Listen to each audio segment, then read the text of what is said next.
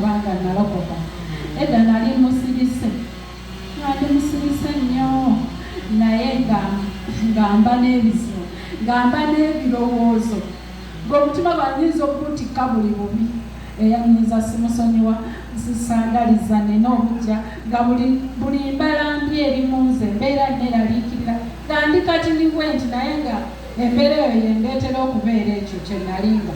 Lwaki nali ndina munda omuntu omubi, obusungu nga bubeera ku nze nga ndi musirise wano ku ngulonda ndi musirise naye nga munda nina bye nnwanagana nabyo, nga bw'onkola ekibi tebiggwa mbeera nkuloozere bwe nkulaba oba wayise ebbanga kinsigala nkyajjukira kubanga kiri kyewankola. Haleluya.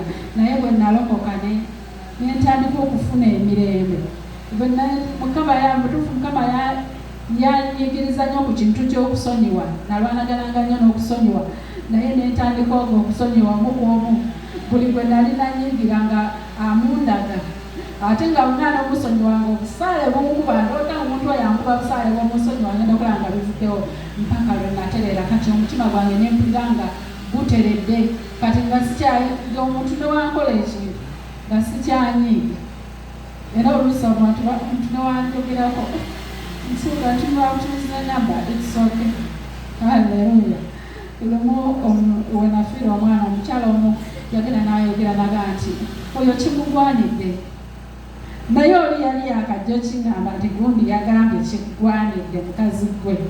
Ate omuntu oyo najja nga ate ayagala na mmere nanga amanyi nasuze nanjala sinnafuna kya naye nawulira emirembe munze nenkwata ne ssente nemuwa. Obaoliawo senga yajja nga tebannaŋŋamba ekyo nanduga siina na ssente, naye bwe yajja nga baŋŋambye kyeyayogera nemmanya ekiri munda mu ye nakwata ne ssente nemuwa nabwe agenda ofumbira abaana ekyokulya. Haleluya.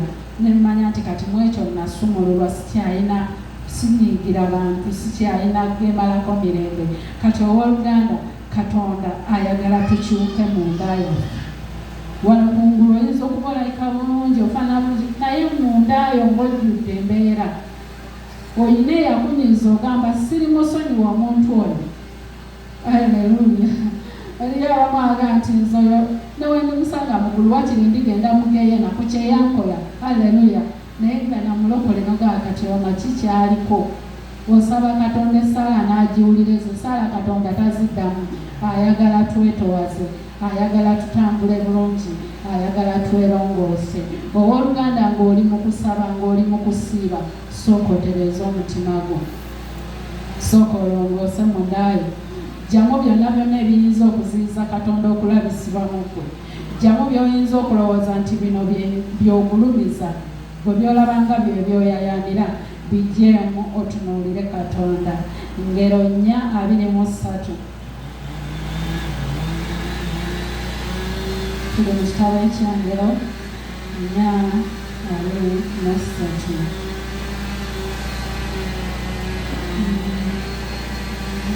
Sookera tugambe nti onyiikiranga nnyo nnyini okukuumanga omutima gwo kubanga omwo mwe muva ensulo ez'obulamu. Haleluya. Owooluganda ng'oyagala okubeera n'obulamu kuuma omutima gwo. Ng'oyagala okubeera omulamu leka omutima gwo gubeere omulamu. Kuuma omutima gwo. Ebikolwa bye bibi ng'okuyomba, obulimba, obutaagaliza bireetera ensulo z'obulamu bwo okuzibikira. Kati bwe tuwaba okukuuma obulamu bwaffe nga bulamu ng'omutima gwo mulamu, kuuma omutima ayagala okubeera omulamu. Ensulo zaffe buli lw'okola ekibi, buli lw'otambula obubi n'ensulo z'obulamu bwo zizibikira. Kati kyavudde atugamba nti onyiikiranga nnyo nnyini okukuumanga omutima gwo kubanga omwo mwe muva ensulo z'obulamu. Ayagala okubeera omulamu okuuma mutima gwo. Ng'oyagala okutambula obulungi kuuma omutima gwo. Ng'oyagala okufaanana Katonda kuuma omutima gwo. Ng'oyagala okuyingira eggulu kuuma omutima gwo. Kubanga wano ku nsi bingi bye tusisinkana ebitusoomooza nga mu butuufu binyiga, nga mu butuufu tebisaanira, naye tugenda tutuuka mu ggulu tugambe nti kubanga gundi yankola bw'ati. kubanga gundi yakola kino yanjogerako kino nedda. Tukuume emitima gyaffe bwe tubeera ab'okuwangula. Alleluya. Ensulo zaffe ez'obulamu zisigale nga za bulamu, nga tuli balamu nga n'ensulo zaffe za bulamu, nga ekikompe kyo kiyiwa buli kaseera. Naye buli lwova maaso ga Katonda omutima gwo n'ogujjuza ebitali bya bwa Katonda, nga n'ensulo z'obulamu bwo zizibikira. Ababadde basena ku luziro nga kaakati basena busungu, anti basanga otabuse, basena kuyomba, basanga oyomba. Alleluya. Kati ensulo zaffe ez'obulamu tuzireke nga namu nga tulongoosa emitima gyaffe. Owooluganda, faayo ku mutima gwo, faayo ku muntu